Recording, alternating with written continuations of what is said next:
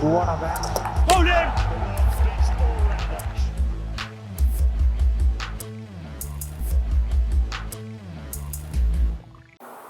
Hello guys, welcome করছি রিয়াসাদ আজিম and আজমস শোতে। বাংলাদেশ অবশেষে একটা দারুণ পারফরমেন্স করেছে। 1999 পরে আমাদেরকে মোটামুটি 25 বছর অপেক্ষা করতে হয়েছে, মানে এক পরাশক্তি সেই সময়ের পাকিস্তানকে হারানোর পর বাংলাদেশ 2024 সালে এসে আরেক ক্রিকেটীয় পরাশক্তি ইউএসএ কে বিট করেছে। আতিফ আজম, এটা কিন্তু একটা বড় অর্জন এবং দুই অর্জনের গল্পগুলো কম বেশি আপনি আপনার এই জীবদ্দশায় এক্সপিরিয়েন্স করলেন। হ্যাঁ, গতকাল বাংলাদেশ জিতেছে ঠিকই, তবে আপনার কি মানে নোলানের একটা মুভি আছে মোমেন্টস, জি, ওই মুভিটার কথা মনে আছে? কিংবা ধরেন গাজনী মুভিটার কথা মনে আছে? একদম আমির খান। জি, ওই মুভি দুটোতে একটা জিনিস খুব নর্মাল ছিল, মেমোরি লস। জি, শর্ট টার্ম মেমোরি লস। জি, আমাদের মনে হয় আমাদের বাংলাদেশের ক্রিকেটটাও সেই শর্ট টার্ম মেমোরি লসের মধ্যেই যাচ্ছে। ওকে, কি কারণে? কারণ গতকালকে যে জয়টা ছিল সেটা অবশ্যই একটা বড় জয়। জি, তার আগে আমি একটা জিনিস আপনাকে মনে করে দিই। জি, আপনার নিশ্চয়ই গত বিশ্বকাপের আগে বাংলাদেশ দলের কি অবস্থা ছিল সেটা একটু মনে করতে পারেন। যে ডমিনগো বেরিয়ে গেলেন, সাকিব সিরাম জুটি করলেন, এশিয়া কাপে ভালো খেললো না বাংলাদেশ, বিশ্বকাপে কিন্তু এক ধরনের স্থিরতা আসতো বাংলাদেশের ক্রিকেটে। সেই স্থিরতার থেকে বিশ্বকাপে কিন্তু দুটো ম্যাচ খুব ভালো খেলেছে, অবশ্যই আপনার মনে আছে? তারপরে কিন্তু বাংলাদেশের ব্র্যান্ড অফ টি-20 ক্রিকেট খেলছে। ইংল্যান্ডের সাথে জিতলো বাংলাদেশ, আফগানিস্তানের সাথে জিতলো বাংলাদেশ, তারপরে হচ্ছে আয়ারল্যান্ডের সাথে জিতলো, 200 রান করলো, এবং শ্রীলঙ্কার সাথে এক ধরনের ক্রিকেট খেললো। কিন্তু আপনি জিম্বাবুয়ে সিরিজটা দেখেন, তখন আপনি কিন্তু দেখবেন যে এটাতে কিন্তু অনেকটা ওয়ান ডে স্টাইলে টি-20 খেলা শুরু করলো বাংলাদেশ।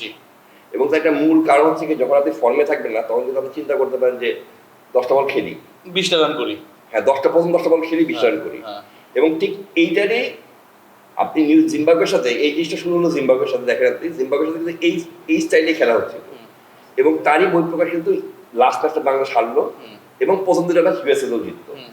গতকালকে যে জয়টা, যেটা আমরা এত মানে উদ্ভাসিত হয়ে গেছি, সেই জয়টা কিন্তু 104 রান বাংলাদেশ শেষ করছে। মানে এটা কি আসলেই আমরা উদ্ভাসিত হয়েছি? সাধারণ পাবলিকও কিন্তু এখন বুঝে যে বাংলাদেশ আসলে এই লাস্ট ম্যাচটা খেলেছে বেসিক্যালি ইউএসএ বি টিমের সাথে।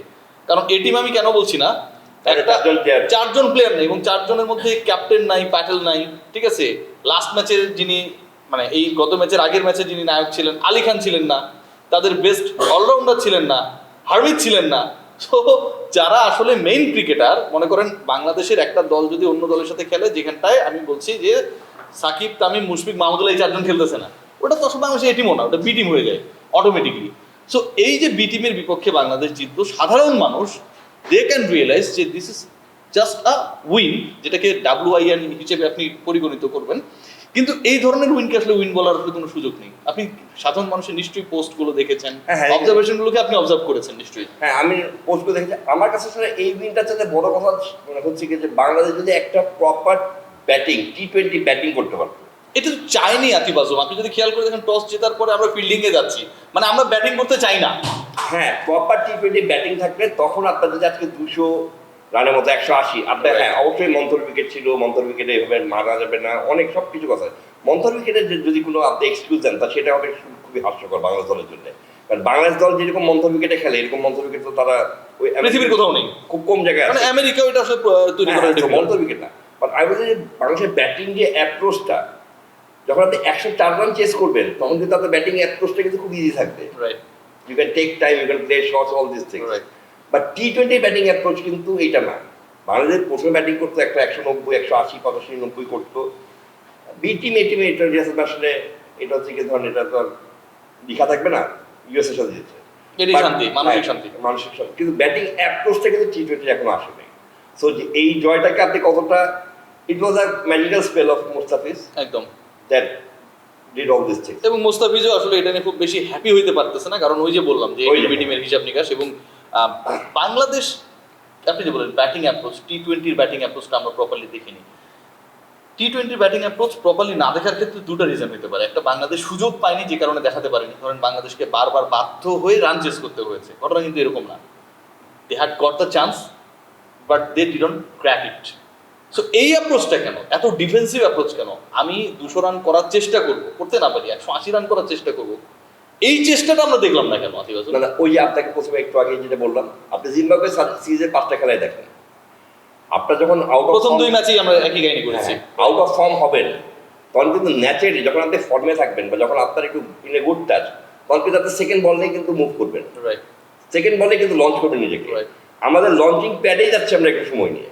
অথবা আরেকটা জিনিস দেখেন, আমরা অতি তাড়াতাড়ি লঞ্চিং প্যাডে যাচ্ছি। ওকে সেকেন্ড ম্যাচটা যে আমরা হারলাম, আমরা কিন্তু একটু বেশি অ্যাগ্রেসিভ হয়ে গেলাম। জি T20 cricket is not all about hitting sixes and fours.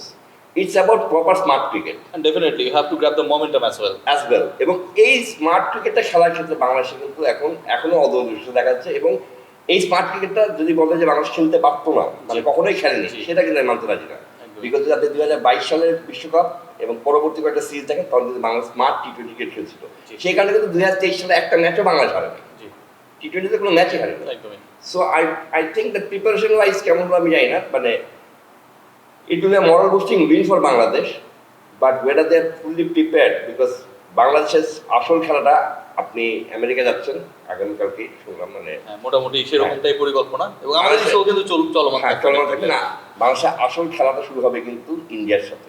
একদমই মানে আমি যাওয়ার পরে হ্যাঁ আপনি যাওয়ার পরে আচ্ছা। নিশ্চয়ই আপনিও উত্তেজিত থাকবেন, তারাও তাদের এক- T20 ক্রিকেটের উত্তরটা ওখানে দেখা যাবে। একদমই এবং আতিফ আজমকে আমাদের প্রিয় ভাবি গতকাল নাকি বলেছে যে রিয়াসাদের সাথে শো করলেই ওনার ঘাম নিয়ে আমি প্রশ্ন তুলি, বাসা কিন্তু কাছাকাছি, কি কারণে গেমে যায় আমি জানি না।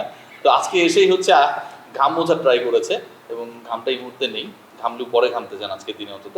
লাস্ট কোয়েশ্চেন করতে চাই, সবচেয়ে বেশি নির্ভর কি, মানে দুজনের মধ্যে খুব কম্পিটিশন চলছিল, কে কত বাজে ব্যাটিং করতে পারে, ফালতু ব্যাটিং করতে পারে। নাজমুল হোসেন শান্ত এবং আমাদের লিটন কুমার দাস গতকালকে দুজনই 11-এ ছিলেন, কিন্তু কাউকে ব্যাটিং করা লাগেনি।